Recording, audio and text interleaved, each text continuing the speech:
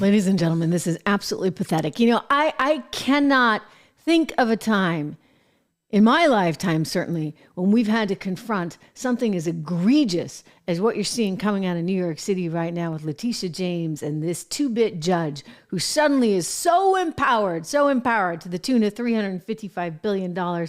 Looks like Donald Trump is actually going to need to secure upwards of $500 million. We're talking about $500 million worth of a bond. And they're not even playing by the same set of rules. I mean, that's clear, right? That is very, very clear. But they're not playing by the same set of rules that any normal judge would actually do in this case. And so it's increasingly, as I said, extremely troubling. And we know it's been this way right from the beginning with this woman. I want to bring you up to speed on some new developments that have just happened, but just to frame where we are. This is Leticia James threatening the seizure of Trump Tower. Watch. 4 days after a judge ordered Donald Trump to pay $355 million for a decade of fraud, New York Attorney General Leticia James says she's prepared to do everything she can to make sure the former president pays his fine, including, she told us, seizing the buildings that bear his name. If he does not have funds to pay off the judgment, then we will seek, judgment enforcement mechanisms in court, and we will ask the judge to seize his assets. I mean, this is exactly where she is right now. And just to give you some perspective on how insane and how bad this really is, you got Jeb Bush. Yeah, like as in the Bush family, Jeb Bush that ran against Trump, actually coming out and defending Donald Trump right now. Because you see, ladies and gentlemen, at some point, politics doesn't matter. It really doesn't. I mean, your actual rights as an American are being threatened with this particular lawsuit. And let me tell you, it's going to have devastating consequences for the New York economy, New York City specifically. I want to go to a Fox Business reporter, the place I used to work, right? Fox Business reporter outside Trump Tower talking about this very issue. Let's take it away here. Judge in former President Trump's civil fraud trial saying that the GOP frontrunner has no grounds to postpone the enforcement on last week's $450 million record decision against an individual. Trump's lawyers had asked for a 30-day delay. Fox Business correspondent Lydia Hugh live outside the famous Trump Tower here in New York City, which could potentially be a property for sale. We'll see what happens. Hi, Lydia. Yeah, a lot to unpack here today, but happening just a little while ago, Judge Arthur Engoron was writing in emails to defense counsel for Trump that the defense attorneys had failed to justify any basis for this stay. Trump's lawyers had asked for that 30-day delay on enforcement after the Attorney General, Leticia James, said earlier this week that she was ready to seize Trump's assets, including his buildings, if he were unable to pay this massive fine. Now, without a delay, the former president would have about a month to appeal and post a bond to protect his assets, like his buildings. To get that bond, experts tell me that Trump may be required to deposit enough money to cover the entire judgment. That's roughly the $450 million. So some wonder whether that will force Trump to declare bankruptcy. Trump reportedly has about $400 million in cash or liquid assets now, so not quite enough to cover that whole bond. If he did declare bankruptcy, enforcement of the judgment would be paused, but it wouldn't go away. And as these financial questions unfold, Martha, critics are calling for the reversal of this court decision on appeal. Former Florida governor and Republican presidential candidate Jeb Bush writes this: if these rulings stand, the damage could cascade through the economy, creating fear of arbitrary enforcement against entrepreneurs who seek public office or raise their voices as citizens in a way that politicians dislike. We'll continue to follow developments, Martha, but we'll send it back. Yeah, I mean, this is getting to the point where it is so positively ridiculous and so positively pathetic that now Jeb Bush has to weigh in this Wall Street Journal article. I mean, come on. This woman, I find her absolutely nauseating. This sort of glee that she takes. I'm telling you, Ladies and gentlemen, when it's all said and done, it goes to the appellate court. Can't get there sooner. It can't get there soon enough, right? I mean, the faster, the better. But when it goes to the appellate court and this thing gets overturned, one of the reasons it's going to get overturned so quickly is because of her absolute rabid political vitriol. I mean, did you see what she has been posting on Twitter? She keeps talking about how the money's going up and she keeps adding the interest in every day with glee. This is not what our legal system is supposed to be. This is not what it was intended. So here, Jeb Bush now coming out slamming, absolutely slamming the Biden administration, slamming Leticia James, totally torching them. And I'm going to read to you from this. He writes, the U.S. is the business capital of the world, in large part because of its robust constitutional system. In other words, we got a decent legal system, not these idiots, an impartial judiciary. But two unprecedented legal decisions against Donald Trump in New York and, of course, against Elon Musk in Delaware call that into question. In both cases, judges have ordered massive punitive judgments on behalf of dubious or non-existent victims. In other words, there are no victims in this. You have Deutsche Bank, the bank, which made out like bandits, right? Because they got the entire loan paid back. They're the ones that took on the risky credit risk that was Donald Trump. They made the decision to do that, knowing that they had the securitization of these various properties, including Mar-a-Lago. Whether Leticia James thinks it's worth $18 million, or whether she thinks it's worth $2 million, or whether she thinks it's $180 million, you know what? It's irrelevant, because the bank made a decision that it was worth whatever they deemed it was worth, and thus they lent Trump the money. For her to come in after the fact, not to mention that how in any way, shape, or form would the crime justify this kind of punishment? It just doesn't. And so this threatens the very core existence of who we are as a nation, which is supposedly, or used to be, a fair place. Every American, he continues to write, has a right to be critical of Mr. Trump's politics.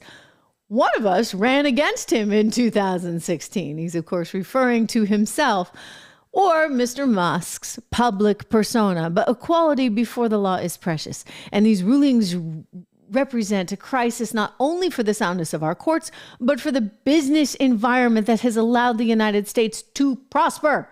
If these rulings stand, the damage could cascade throughout the economy, creating fear of arbitrary enforcement against entrepreneurs who seek public office or raise their voices as citizens in ways that politicians dislike. Hear, hear, hear, hear, hear, hear. I mean, come on.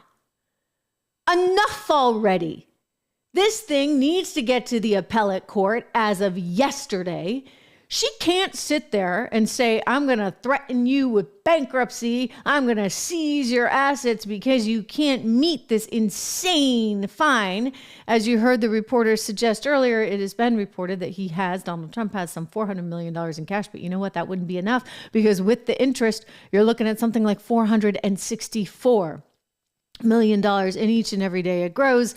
So upwards total of some $500 million and change. So that's $500 million. Okay, let's just round up. It is $500 million that somehow Donald Trump has to materialize out of thin air. I don't care how wealthy you are. I don't care if you are Elon Musk. You know what? Nobody has that kind of money just sitting around. I've told you guys this before. That's not how you become wealthy, right? By just hanging onto your cash and putting it under the mattress. So ladies and gentlemen, we get ourselves a real threat, frankly, to the system that we are and need to be and always have been. It is under attack. And it's under attack because they don't like one guy.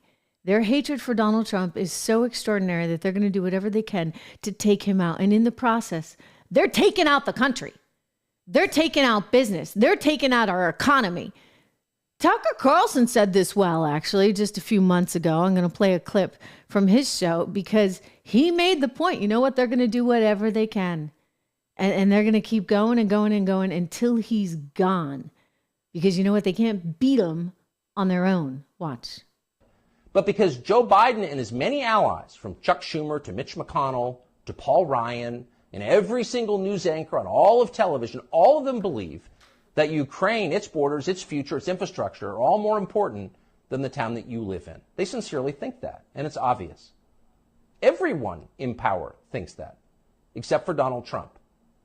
Whatever else you say about him, Trump is the one guy with an actual shot at becoming president who dissents from Washington's long-standing pointless war agenda. And for that one fact, they're trying to take Trump out before you can vote for him. And that should upset you more than anything that's happened in American politics in your lifetime. It upsets me. It should upset you as well. I imagine it does. I'm looking over here at some of our comments. Again, the show is live. If you have not subscribed, make sure you do. Give it thumbs up, all that good stuff. It's important right now. I mean, it's important that we get this message out and that truth really and truly be told. But, you know, you see what Tucker's saying, and then you think about the agenda that these people have. And you think how they've leaned into this agenda in a really detrimental way to society, to anybody who believes fundamentally in a meritocracy. Leticia James has shown her stripes. We know who she is right now, but just in case, if you're joining us for the first time on the Trish Regan Show, you need to remember exactly who Leticia Tish James really is. Too male, too pale, this woman is gross. He's called me venomous. We will fight back to your attempt to bring Trumpism to New York City. He's called me disgraceful. Of the fact that they stole the Supreme Court seat. An illegitimate president and an illegitimate member of the United States Supreme Court. He's called me radical. Listen, yes. We know he's crazy. Yes. We know he doesn't have a sound mind. Yes. We know he's out of control. Yes. We know he's losing it. Yes. We know his days are numbered and we will come together. He's called me a racist. We've got to stand up to an administration which is too male, too pale, and too stale.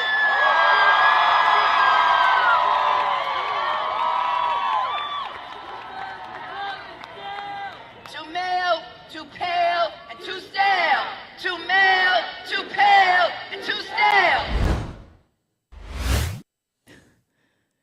She's upset because he called her a racist? I mean, my gosh, what do you think that kind of rhetoric is, lady? Sounds pretty racist to me and pretty sexist to me. She's a bad person who's politically ambitious, and she's riding this one as hard and as fast as she can. And she doesn't care who she destroys, which ultimately will be the everyday folks in New York City. Not to mention America. I mean, if we then have the perception on the world stage of being so messed up and so banana republic-like, which is exactly what this is, then who the heck would want to invest here? I mean, we're already dealing with the threat of a shutdown, right? We get $34 trillion in debt and still counting. Why would you want to invest in America? Why would you have any faith in our system in light of the likes of Leticia James and that two-bit judge who's suddenly, become popular for the first time in his life? I'll tell you this, though. It feels like they're setting the stage for something kind of big. I mean, they want to try and chip away at our rights. They want to chip away at our meritocracy. They want to destroy the system, destroy our faith in humanity, our faith in our history, our faith in one another, our belief in day is day and night is night and man is woman and woman is man. I mean, everything, right, is up for grabs so that they can undermine our society. For what intent? That's what you're going to ask yourself. I think it's because they intend to try and take this over entirely for themselves in a communist style fashion, except that those that are on top, they're always going to be the beneficiaries. I want you to listen to some sound that came out over the weekend, and I've been wanting to play this for you because it was on MSNBC, state television, of course, and this particular woman is clearly idiotic, except that maybe there's a method to the madness. I mean, right? We have a choice. They're either really dumb, really, really stupid, or they are so hell-bent on changing the world as we know it that they are very deliberately saying things and using rhetoric in twisted ways to gaslight America so that they can prep themselves for some kind of grand takeover. I mean, this is pretty crazy. She goes on to MSNBC and she says some really negative things, but they're not negative. That's the funny thing about Christian Americans, and somehow that we all think that we're getting our power from God, that somehow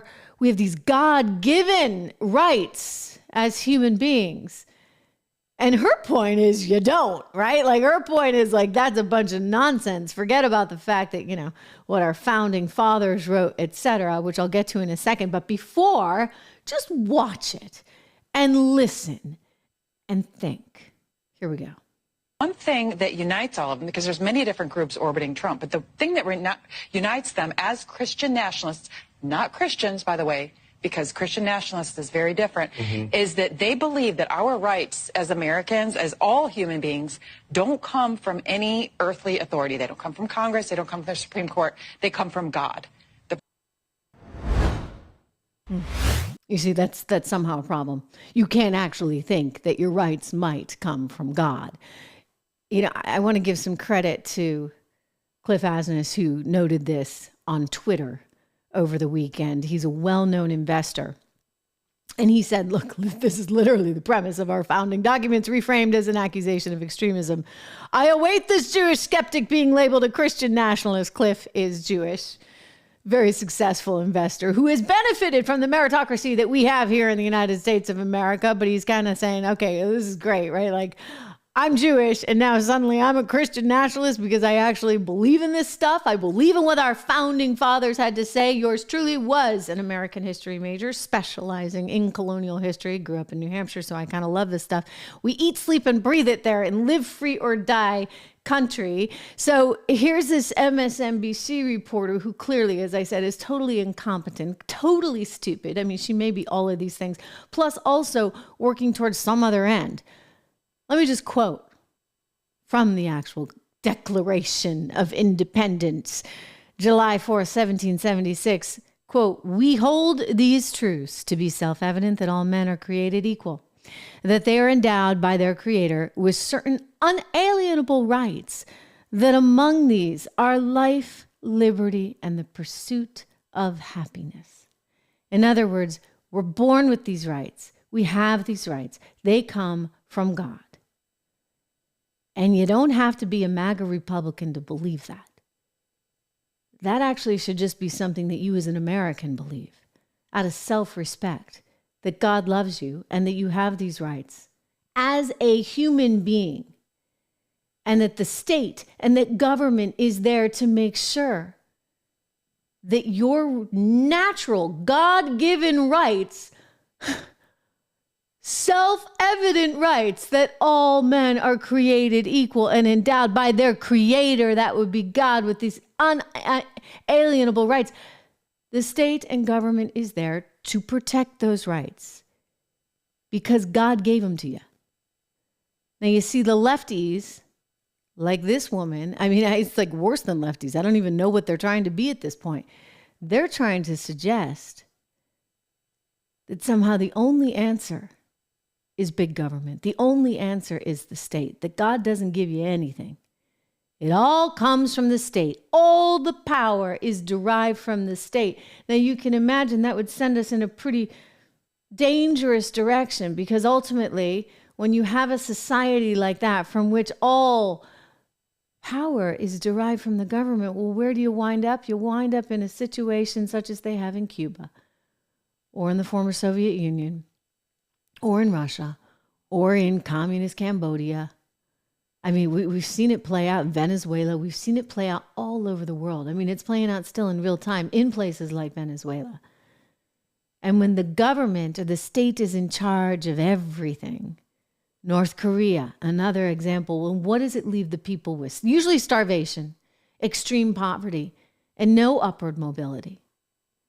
So this lady from MSNBC is laughing at any of us who actually think that we deserve these rights, that we actually believe we have these unalienable rights, even though it's right there in the Declaration of Independence, lady. My gosh.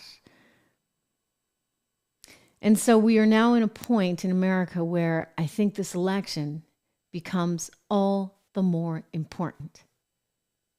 And it's all the more reason why they want to take him out, whether it be via the legal system or whether it be via some other systems. I mean, this is scary stuff and this is treacherous stuff, and I want to preface this by saying that. But take a look at this letter. I want to show you because you need to see it all, right? This is a letter that was sent to Don Jr., that would be Donald Trump's son, and it's pretty heinous stuff. I don't want to read the entire thing out loud because I just don't even want to say these words, but effectively, this is a giant threat. If you're listening on Apple Podcasts, please make sure that you go over and you watch the show. If you're watching the show, make sure you go and download the Apple Podcast. But you see in this letter how he's just attacking every single member of the family. It's very aggressive. It was said to have come with some white powder, and it's making a lot of threats. These threats are, I'm sure, pretty commonplace for the president. I think he's gotten them before. I know that Lara Trump once opened a letter that had some white substance in it, so it's scary just being in that line of fire, so to speak, quite literally, with all the crazies and then with whatever else is going on. Certainly we know from a legal standpoint, they're trying everything they can. It's something that Tucker Carlson brought up in his interview, my former colleague over at Fox, with Donald Trump. And it's just a quick soundbite, but I want you to hear the question and I want you to notice Donald Trump's reaction to it. He immediately pivots, which is probably smart. He's very nimble that way. He doesn't always pivot. I should point this out. He actually is quite forthcoming, sometimes too forthcoming. But on this one, boom, there was an abrupt turn. Take a look. Are you worried that they're going to try and kill you? Why wouldn't they try and kill you, honestly? They're savage animals. They are people that are sick, really sick. Let's play it one more time. One more time, Drew. Are you worried that they're going to try and kill you? Why wouldn't they try and kill you, honestly? They're savage animals. They are people that are sick, really sick. Yeah. So they are trying to kill him, I guess, at least in their own specific way on this legal front, by somehow making it so impossible, changing the rules mid-game, right? So then they're not going to allow him the normal course of action so that you can go out and get a bond to cover the costs of this insane amount that New York City thinks it's owed. Thinks it's owed by Donald Trump. Again, victimless crime. I mean, you got Jeb Bush having to come out and defend him. I think that says something. It's actually speaking volumes about where we are right now as a society. Meanwhile, you got the other candidate out there, that would be Joe Biden, who's under attack for his kickbacks that he might have been getting from Ukraine, from Romania, from anywhere else. It's one of the reasons why I'm telling you right now, ladies and gentlemen, policy matters. Policy absolutely matters. And we need the best policies for America, not the best policies for allegedly Joe Biden's bank account and extended family members that might be on the gravy train, okay? We need the best policies for U.S. citizens. And it's one of the reasons why I'm so proud to have partnered with Job Creators Network. I want you to check them out. JoinJCN.com. This is where you need to go because these guys are so devoted all over the country to making sure that we have the right policies in place to help us as individuals, to help us as small business owners, and to ward against the graft that is in society, to ward against this alleged sort of kickbacks that maybe the Biden family may have been getting. And look, there's more information I want to get to coming out about all of this, but joinjcn.com. They're all about growing America's economy, all about making sure that we ensure this meritocracy for the future so that we have this opportunity to prosper, that we have this chance in America, and that everybody gets this chance. And it doesn't just become, who the government hand selects, which is sort of where we are right now. Think about that. It is where we are. And then not only that, if you become successful and they don't like you, Leticia James gets to take you down. No, I don't think so. I don't think so. I don't think so. That's like China. I mean, look what happened to Jack Ma over in China. the creator of, the biggest competitor to Amazon. He was okay until he wasn't, right? And then all of a sudden he kind of disappears. We do not want that. We do not want that. So join jcn.com. Go over there, Job Creators Network. They're going to help make sure that we guard against this stuff. But turning right now to Joe Biden, Joe Biden's increasingly under fire, as is his brother, as is his son, because there's all this money that was going back and forth between all of these accounts that Hunter Biden had opened and their subsidiaries, and, well, allegedly going straight to all these family members. Look, I've seen the bank records, and yeah, it was going to family members. So what was that about, really? We're trying to get to the bottom of this. And just as we try and dig and dig and dig, and you've got House Republicans in the House Oversight Committee, including Jim Jordan and James Comer, as they dig, they find that some of the sources that they're trying to get information from are now suddenly locked up. Not once, but twice. That would be, there's this one guy who was like sort of the big spy that was coming forth with information about Joe Biden allegedly having been on tape talking about certain kickbacks that he might get with Burisma. Burisma, just to jog your memory, that was that natural gas company, really corrupt, now defunct natural gas company that did a deal with Hunter Biden to the tune of some $83,000 a month times two, because Hunter had a partner too, and the partner, it was getting his $83,000 a month. I mean, these are unheard of numbers. Just to give you some perspective, nobody in America gets $83,000 a month for a board job. So this is kind of what, protection money? I actually saw articles in the New York Times and in the LA Times that tried to sanction this. It said, it's common practice for family members of the administration to get these really lucrative board jobs on overseas companies so that they kind of have the stamp of approval from the U.S. government. Excuse me? I don't think so. That strikes me as some kind of foreign lobbying organization effort for which you ought to be registered, Hunter Biden, as a foreign lobbyist for, which you weren't. So anyway, Joe's trapped up in this now because there was this spy by the last name of Smirnoff who was a trusted guy who had been on the payroll for many, many years and was considered top-notch. And he filed a specific form saying that Biden had had this conversation with the CEO of Burisma. And in this conversation, it turns out that the whole thing was taped and allegedly taped, and allegedly in the conversation they were talking particulars and numbers, etc. This is all while Joe Biden was the vice president of the United States of America, and his son Hunter was working for the company. And so, sure enough, James Comer wants to ask some questions to this Mr. Smirnoff, and suddenly the guy gets arrested. So he's arrested, and they're like, okay, you can go home, you're going to wear this little ankle bracelet. And then they're like, we're going to arrest you again. No more ankle bracelet. This time you're in the slammer, buddy. We're going to hold you. No bail. We're going to hold you. What the heck is going down? Well, Maria Bartiromo, wonderful lady. I really like Maria. We have been friends for many, many years. In fact, I used to work at CNBC with her many, many years ago.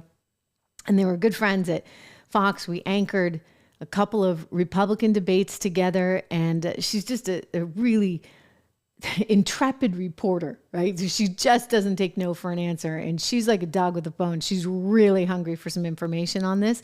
So she had both James Comer and Jim Jordan on her program the other day, and I want you to take a look. We're going to play some from Mr. Comer, some from Representative Jordan. We're going to get to the bottom of just exactly what may or may not have been going on with Smirnoff, because Comer points out the guy was like a pretty trusted source. So why the heck didn't the FBI interview him? Like, ever? Watch. Yeah. All we knew about Smirnoff was the 1023 allegation. We knew from FBI sources that the FBI had never investigated it. And all we knew was what Christopher Wray told us, that this informant was one of their most trusted and highest paid in the Bureau, and he had been in that position for over 10 years. So that's all we knew about him. He wasn't an important part of the case, but it was a tip that we should investigate. We are not going to leave any stone unturned. We're going to investigate every allegation of Biden influence peddling. With respect to Galanis, the individual we interviewed this past Friday, what we learned was very similar to what Tony Bobulinski said, that he was familiar with the CEFC deal. He knew that Joe Biden played an integral role in helping set this up, that this deal was set up when Joe Biden was vice president, and that the Chinese believed that Joe Biden was going to be an equity owner in this, just like what we saw with AmeriCorps Health. This is how the Bidens sold the brand. They didn't just use Joe Biden as a crutch. They used Joe Biden as a potential board member, as a potential equity owner,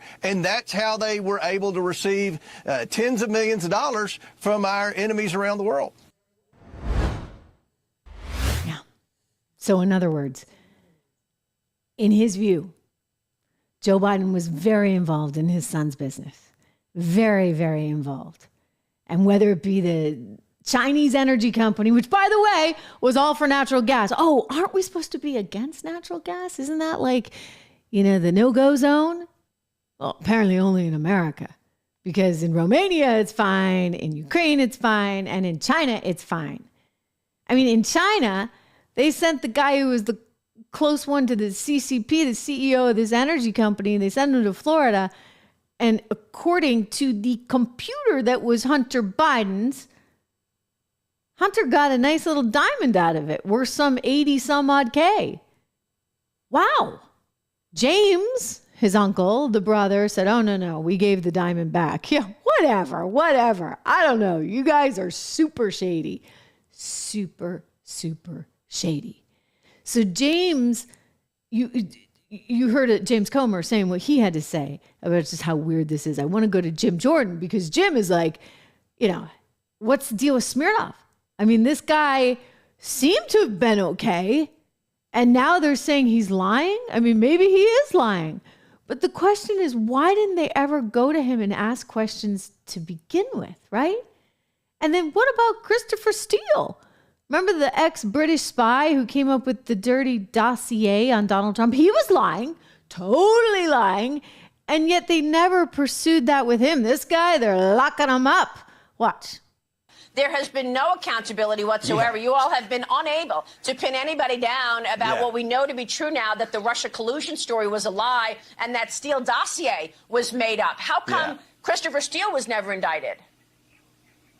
Yeah, no kidding. He continued to get paid after they found out what he told the FBI wasn't true. And, of course, now we have this Smirnoff guy, and he gets indicted and arrested not once but twice. Here's the interesting thing about Smirnoff. David Weiss, the guy who's been investigating Hunter Biden for now almost 5 years, David Weiss had this information, the 1023, back in 2020. What did he do for the last 3 years? What did he do for the last 3.5 years? Why didn't he look into it before? Because all we knew is what Chairman Comer just said. Christopher Wray said this was a great source, confidential human source that we've been paying for 14 years. He's helped put away bad guys. The safety of him is jeopardized if we give you access to this 1023. And now they're, maybe the guy did lie. I don't know. But it seems strange to me because it looks like David Weiss didn't do a darn thing with this until after the plea deal falls apart last July. Think about that. I mean, they thought they had a plea deal. They thought this whole thing would go away, except it happened to be one judge who said, gee, I don't really think I can actually sign off on this stuff. Hallelujah for her, right? At least you get a few sane people in the government that are actually recognizing the problems that we have. So I just want to know, why do they hate Smirnoff so much now? Why didn't they ever interview him before? Why did it take James Comer getting a tip that Smirnoff had this information? Why can't we figure out whether or not he's lying or not? Why can't we go interview the CEO from Burisma? Why can't we track down that alleged tape?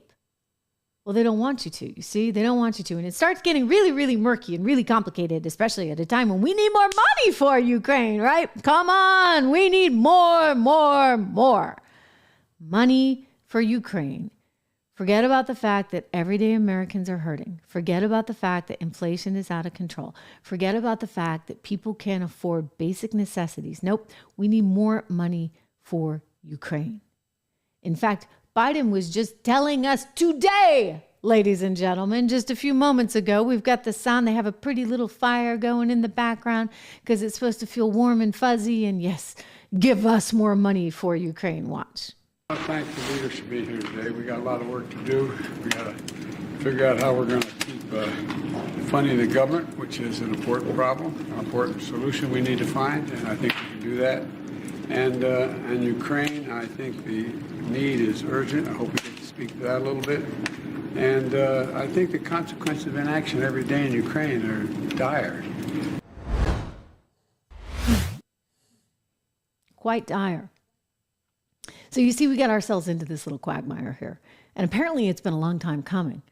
There was an explosive piece in the New York Times over the weekend that I've got to share with you because this blew me away. Turns out we've had a CIA op going on there for years. Basically, the last decade. The title is, I encourage you to check it out. It's like 22 pages to print. My printer jammed trying to print this thing. The Spy War, how the CIA secretly helps Ukraine fight Putin. For more than a decade, the United States has nurtured a secret intelligence partnership with Ukraine that is now critical for both countries in countering Russia. Wow, so now you tell us. I mean, come on. Now you guys tell us. And so is this the idea that we have to get more money together because the CIA needs more money because we're going to keep fighting this thing? It didn't just materialize overnight. And by the way, this now sort of all gels together and makes a little sense. I mean, now we can kind of understand why Putin was really concerned. Because what do you know? He's got the CIA living on his border. I mean, can you imagine the CCP is right there hanging out at the southern border with Mexico? For all we know, they probably are. And they're running a whole bunch of intelligence ops. Again, for all we know, they probably are. I don't think we take too kindly to it. Now, would we? So it's all now being reported on. And by the way, there's no, coincidence here. Someone in deep state wanted this story out. They chose this particular timing to get out the news that, hey, guess what? The CIA has been working there in Ukraine for the last 10 years. And the New York Times puts a 22-page story, at least on my printer, out on it. What is that about? Oh, because we need more money. Let me read to you a little bit more. Around 2016, the CIA began trading an elite Ukrainian commando force known as Unit 2245, which captured Russian drones and communications gear so that CIA technicians could reverse engineer them and crack Moscow's encryption systems. One officer is now the general leading Ukraine's military intelligence. And the CIA also helped train a new generation of Ukrainian spies who operated inside Russia, across Europe, and in Cuba and other places where the Russians have had a large presence. Straight from the New York Times article. I encourage you to go read this thing because it's pretty darn fascinating. So now we know, okay, there's been a spy op going on since the Maidan Revolution, effectively.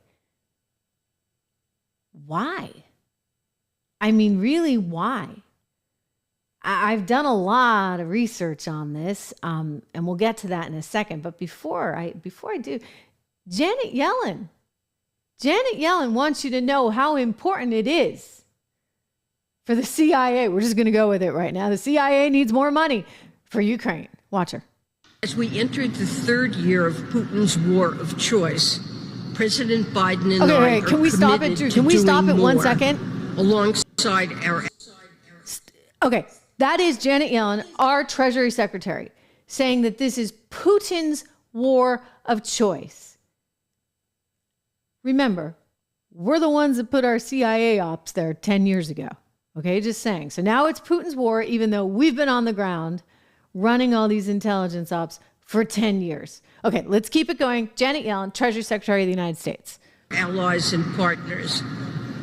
I applaud EU members reaching agreement on 50 billion euros for Ukraine. At home, in the U.S., the Senate passed National Security Supplemental with strong bipartisan support. The House of Representatives must now act to maintain budget support for Ukraine to enable Ukraine's continued heroic resistance and to protect our national security interests. Okay, so it's all hands on deck.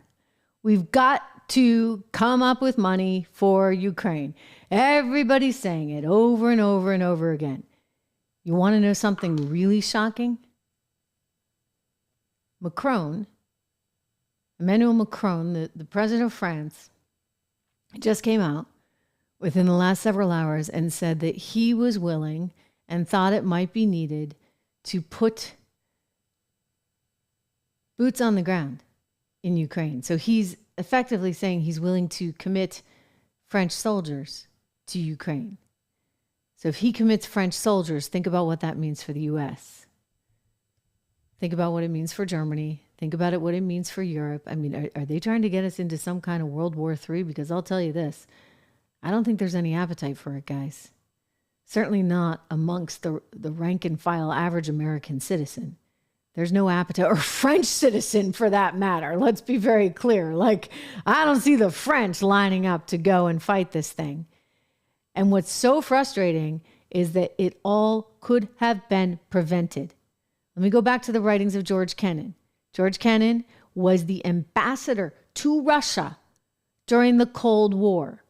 He was with the State Department since he was a kid, like 1928. He's dead now, but when he was 94 years old, here he was writing in 1997 in the New York Times, warning against where we are now today, predicting that we were going to be exactly where we are today. Because you see, in 1992, when Dick Cheney was head of the Defense Department, Dick Cheney came up with this grand idea. I mean, the Cold War was no longer, right? The wall came down in 89. Well, what were they going to do with themselves? They're sitting around twiddling their thumbs and we got no enemies to fight.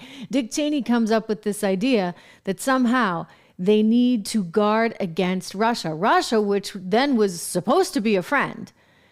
And in guarding against Russia, they need to expand NATO. So it went from being, somewhere around 17 countries to more than double that in the span of that time. Here's Kennan writing in 1997 because he's disgusted with the Bill Clinton foreign policy, which was all about NATO expansion, in part because, hey, military and the industrial complex and all those big companies like Northrop Grumman and Lockheed Martin, heck, they got to have something to do, right? He writes, but something of the highest importance is at stake here, and perhaps it's not too late to advance a view that I believe is not only mine alone, but is shared by a number of others with extensive and in most instances more recent experience in Russian matters. The view, bluntly stated, is that expanding NATO would be the most fateful era of American policy in the entire post-Cold War era. Wow. Such a decision may be expected to inflame the nationalistic, anti-Western, and militaristic tendencies in Russian opinion, to have an adverse effect on the development of Russian democracy, to restore the atmosphere of the Cold War to East-West relations, and to impel Russian foreign policy in directions decidedly not to our liking. And last but not least, it might make it much more difficult, if not impossible, to secure the Russian Duma's ratification in the START II agreement and to achieve further reductions of nuclear weaponry. Well, gosh darn it, what do you know, George Kennan? Smart guy. He was right. And so here we are today on the verge of, I don't know, I certainly hope not, some kind of massive, massive conflict as we're seeking now more and more funds for Ukraine, as Macron threatens that we're going to have to put boots on the ground from Europe. And you know that means us here too, okay? None of this is good. And I just look at it and say, could it not have been avoided? Could you not, guys, not have used sanctions? I mean, look, that CIA op was going on while Trump was there. He knew about it. It's been in functionality for the last 10 years. But instead of being antagonistic, instead of coming out on day one and saying, we need to expand NATO, blah, blah, blah, blah, blah, what did Trump do? He tried to befriend Vladimir Putin. Now, some people say that was naive, etc. I don't know. What's the expression? Keep your friends close, but your enemies closer. I mean, maybe it actually made sense to kind of temper the situation a bit instead of having Blinken and Biden out there with sharp elbows saying we're going to do this, we're going to do that, and we're going to do the other. And now we're in the situation in which we are now in. Part of that article, by the way, I should point out, part of that article actually says that you're not supposed to antagonize Putin, that it's not supposed to lead to lethal consequences.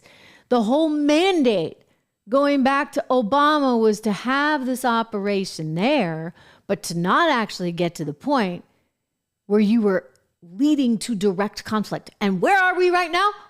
Direct conflict. I'll tell you, the only people that have benefited from any of this, besides maybe some of these deep state operatives, would be the companies in America that make all the weaponry for all of this. We're talking Lockheed Martin. We're talking Northrop Grumman. Do we have some charts on this? Since, hey, take a look at this Bloomberg chart. So this is Lockheed Martin stock price, and you're going all the way back to basically the late 90s. And this stock, take a look at the first part of that chart. It was like left for dead. And then 2014 comes along, Maiden Revolution. We put the CIA op in there, and woohoo, you're off to the races. Check out that stock price. Nice curve up from 2014 on. That's Lockheed Martin. Let's check out Northrop Grumman and compare it, by the way, to the S&P 500, because that's kind of an interesting benchmark. S&P 500 has a lot of tech companies in it. It's been rip-roaring lately. Yeah, what do you know? 2014 through present, Northrop Grumman killing it, up 335%. Lockheed Martin up 243%. S&P 500 looks like it's chopped liver there, up 219%. So somebody's doing well. Somebody's doing well. And people are dying. The latest official numbers, according to Zelensky's saying an estimated 31,000 have died. Those numbers are actually much higher, according to U.S. sources. So there's a lot of confusion here. We don't know exactly what numbers are real, what are not, but I think it suffices to say tens of thousands of people have died, likely on both sides. But people are making money. I mean, I hate to sound like too much of a downer, but there's something kind of off here. And it seems to me we ought to have better diplomats that can do a better job managing personalities like Vladimir Putin. Not scaring the living daylights out of him by putting CIA operations all around his country. Let's try to work with people, right? Whatever happened to let's grow the pie? I mean, they have natural gas. We need natural gas. Let's find ways to work together, guys, not find ways to just tear each other apart because you need an enemy. I don't think you need an enemy. This is a big world. Let's try and get along with people and avoid things like war. And then when you really do have problems, use the tools at your disposal. By that, I mean sanctions, and more sanctions. I mean, that's what's disgusting about this. We don't even have real sanctions with Russia. They said they were going to sanction them, but you know what? We didn't, because anybody who trades with Russia can still trade with Russia. We didn't sanction all the countries and say, hey, you're not allowed to trade with Russia. So as a result of all this, guess what? Russia's doing better. Their natural gas prices have actually gone up. So we have hurt ourselves while helping them. Real smart, Biden. Real smart. Unbelievable. Meanwhile, now we're looking at a whole shutdown for the government system. I mean, it's happened before. Everybody gets paid after the fact. And given that we have all this remote capability nowadays, thanks to them shutting us down once before during 2020, we ought to be able to handle it. But it's nonetheless the story du jour. I want you to listen to Mike Johnson on this, because he's like, wait a second, they want all this money for Ukraine, but what about us? What about the border here in the United States of America? Thank you very much. That is exploding out of control. And not to mention the violence that comes with it, the horrific story that you have all heard of out of Georgia. I mean, just really stomach-turning stuff. And this is all, I'm telling you, this is on Biden. Let's listen to Mike. About the meeting with the president. Thank you all for staying.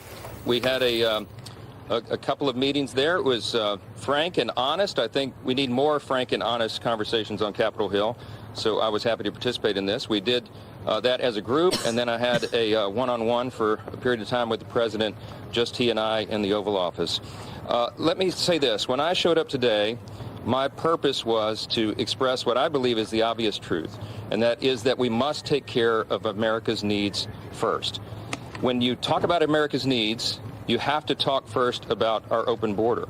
I believe in maybe 20-something states over the last several weeks, going around the country, appearing at events with my colleagues, and we're hearing from the American people of all parties and all persuasions in all cities and all states who feel this acutely. They understand the catastrophe at the border is affecting everyone, and it is top of mind for all the American people for that reason. So I brought that issue up repeatedly today in that room and again one-on-one with the president. I think that's our responsibility to bring that up. The other big priority for our country, of course, is the funding of our government. And we have been working in good faith around the clock every single day for months and weeks and over the last several days, quite literally around the clock, to get that job done. We're very optimistic. I hope that the other leaders came out here and told you the same. We believe that we can get to agreement on these issues and prevent a government shutdown, and that's our first responsibility. You also heard, I'm sure, that there was discussion about the supplemental spending package, and I was very clear with the president and all those in the room that the House is actively pursuing and investigating all the various options on that, and we will address that in a timely manner. But again, the first priority of the country is our border and making sure it's secure. I believe. Yeah, right? It is our country, after all. Before we do everything we can to secure Ukraine's border, can we just spend a little time over here? Is that asking too much? Apparently, for some lefties. Anyway, Joe Biden wants you to know he's hard at work, and he's working on a ceasefire there between Israel and Gaza. And he chose to say this while licking an ice cream cone. Wow. All right, let's get to this clip. Can you give us a sense of when you think that ceasefire will start, sir? Well, seems a little confused. By the beginning of the weekend. The end of the weekend. At least my national security advisor tells me that we're close. We're close. It's not done yet. And my hope is by next Monday we'll have a ceasefire. Okay, thank you. Okay, why not have a little more ice cream? Kick that one off. Look, I mean, the president increasingly is showing signs of failure. I don't think the ice cream chit-chat about a ceasefire in Gaza really was most appropriate timing for that little conversation, but it's getting bad. It's getting so bad that all around the world now, people are laughing. And I don't like this because, I don't even show you a lot of the footage. I could show you where he's all confused and he's fallen down. And I mean, it happens on a regular basis right now. But it's clear, I think, to everyone that he's really struggling. So let's take a look at what Italian television is now doing with this. Italian television laughing at our president because our president seems like he really has the beginning stages of a cognitive decline. Watch. Buonasera, Presidente Biden. Presidente. Good evening, Mr. President Biden. President. Here we are, Presidente Biden. Qui. Here? Yes. Qui. Yes. Right here. Good evening. Buonasera. Io parlo italiano. Yes. I said to the President of Israel. Io ho detto al presidente di Israele. No, non è Gorbaciov, non è Gorbaciov, il presidente dell'Israele. No, I said to the president of Israel. Michael Jordan. No. When he went to the moon. Quando è andato sulla luna. And he was shot from Dallas. Ma non hanno sparato a lui a Dallas, quello è Kennedy. No, stia fermo, Presidente. Don't go anywhere, Joe. Presidente. Long shot from Dallas to the moon. Si sta confondendo con Kennedy. 40 millions. Sì. Miles. 40. Vabbè, ma non è lui, Presidente. Mr. President. His wife la moglie tried to bring him. No, ma quello è Kennedy. Into the cabriolet, do you? No, sta facendo confusione, Presidente. Sta facendo confusione. Oh, Dio mio. It wasn't the moon. The Italians are having their fun. Look, this is not good. All right. It's kind of funny, right? But this is not good. This is not good. Joe Biden is in a very delicate state. I don't see how they're going to run him. I want to bring you this news. A Republican congressman who actually is usually outside the fray, right? Like he actually didn't go along with the impeachment vote for Mayorkas. He actually just came out and said that we need to look at having Kamala Harris invoke the 25th Amendment. And the 25th Amendment would be invoked because the president is not capable of doing his job at this point. And this is very interesting. It's from a congressman who's actually not committed to another term in office, Congressman Buck. He wants out, and he has not been siding with a lot of Republicans on most things, but he's kind of taken the world by storm here because he is demanding that Kamala Harris look seriously at the 25th Amendment. No one before has actually come out and said that. I mean, we heard it with Trump, right? Everybody wanted somebody to look at the 25th Amendment with Donald Trump. But now he's calling on Kamala Harris, the vice president of the United States, to say, okay, enough is enough. This particular president is in a very delicate state. He will not take a cognitive test, and yet he can't seem to remember places. He can't seem to remember people. He can't even get through the lawyer's questions about where he left his documents in the garage next to the Corvette, his classified documents. In other words, they decide he's guilty, but they can't actually go forward with the prosecution because the jury would say, oh, well, he's just a sad, poor old guy who can't remember anything. I'm sorry, the guy's president of the United States of America, thank you very much. And by the way, he has to get woken up every morning by his tabby cat. Yeah, not even an alarm clock. His tabby cat. We did that story the other day for you. I think that Congressman Buck might be onto something. Kamala, take a look at the 25th Amendment. It may be your only saving grace, lady. Not that I think that you can actually beat Trump. I don't think you can beat anyone. But it might be the right thing for the country at this particular point in time because this guy, whom Italian TV is clearly having a lot of fun with, cannot lead the nation right now. Hey, thank you so much to all of you. Thank you for being here. It's great to have you. Of course, as always, I want to say, hey, thanks to Don and to Leslie and to all our regulars. Keep those likes coming. Keep sharing. Keep doing everything you can. Guys, we are over 210,000 right now here on the YouTube channel, and we have been building our subscribers literally one by one. So many of you have been here since the very beginning before the microphone even worked. So I love you. I absolutely love you. I thank you from the bottom of my heart. Keep spreading the word. Write in the columns below. I promise you every single night I actually look at those, and a lot of them I respond to. But even if I don't respond, do know that I see them. I take what you think very, very seriously, and so many of you have great ideas. Join the team. We've got the new team, Trish Regan, here on the YouTube channel, and we will talk tomorrow.